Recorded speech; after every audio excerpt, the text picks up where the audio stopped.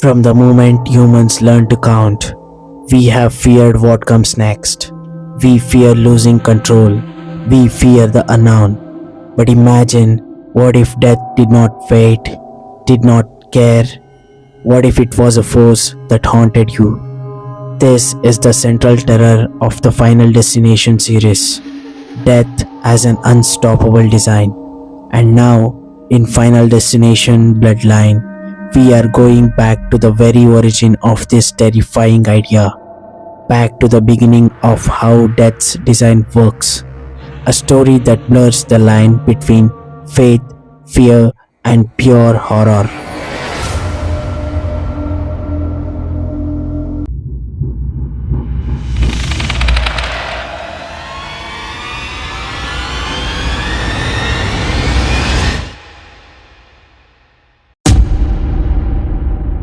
Before we dive into the events, let's meet the main people.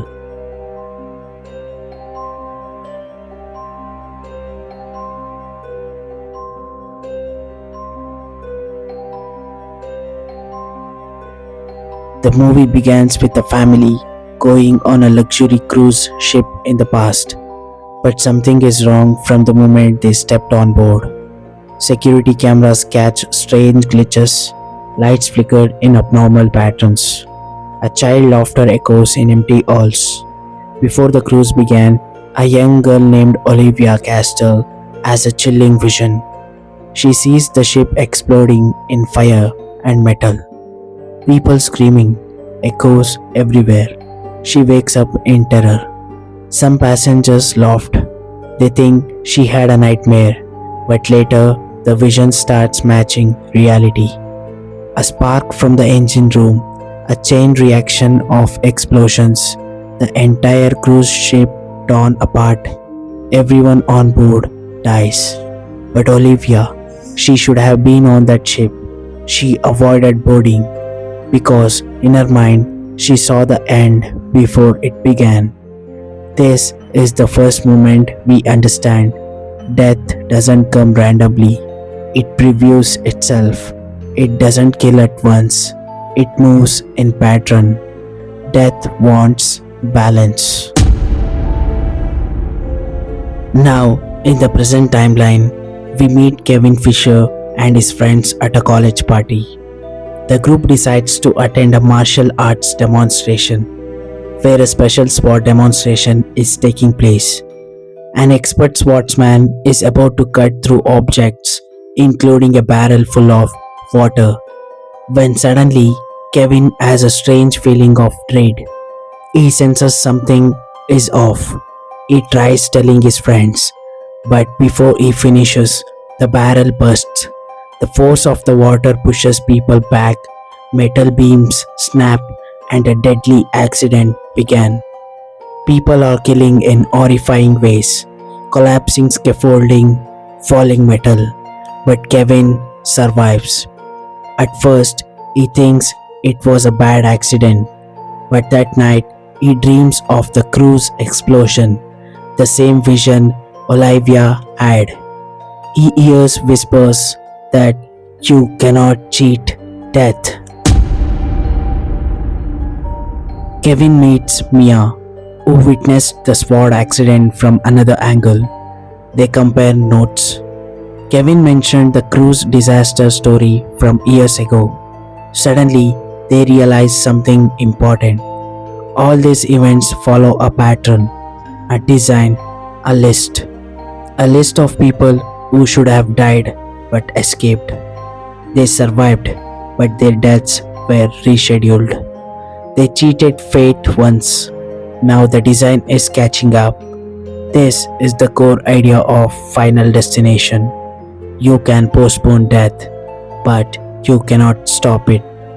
Kevin and Mia began looking for the order of the deaths, like pieces of a puzzle. Mia takes Kevin to meet William Bloodworth, the sinister man who seems to know how death plan works. Bloodworth explains, death is like a machine. Every person has a place in it. When someone escapes, the design adjusts, and the death takes place in a new ways. He says, "Death is not after you, it's waiting for its turn." Bloodworth gives no comfort, only grim warnings. Death doesn't hunt in random orders, it follows the design, and every surviving friend is on that list. Each friend begins to die in terrible, unpredictable ways. One person slips in a shower, another is crushed by falling machinery. Death doesn't always kill in a dramatic explosion like the cruise. Sometimes it uses timings and environment and unexpected chain reactions.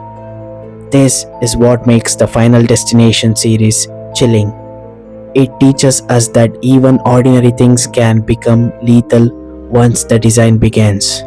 A dripping faucet, a broken railing, a misaligned sign frame. A small things can line up in a fatal precision. Kevin tries to predict the next death, but every time he thinks he knows, death finds a new path. It's like the force is alive.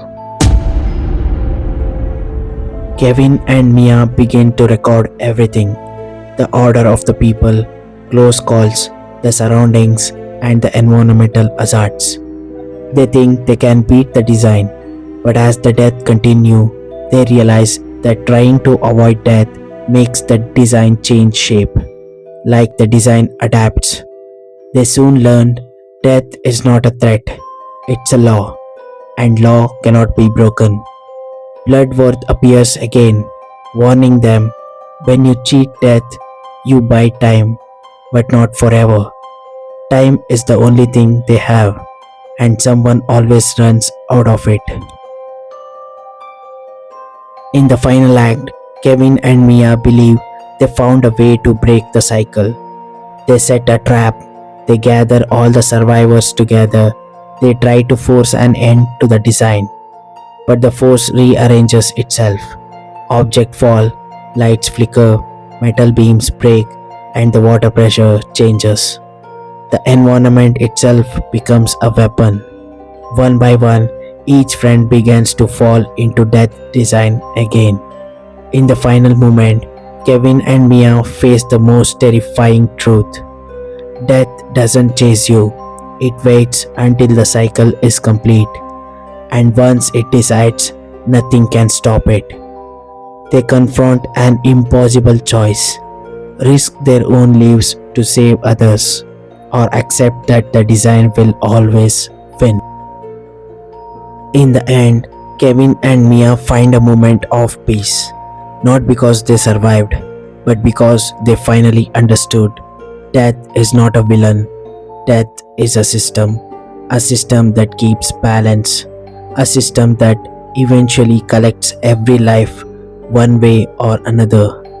As the screen fades to black, we hear a whisper: "You can delay the end, but you can't deny it. The design always completes." Do you think Kevin and Mia really escaped, or did they only delay the inevitable? If you could see your own death before it happened, would that save you or make it worse? Comment on if you dare. See you in the next horror.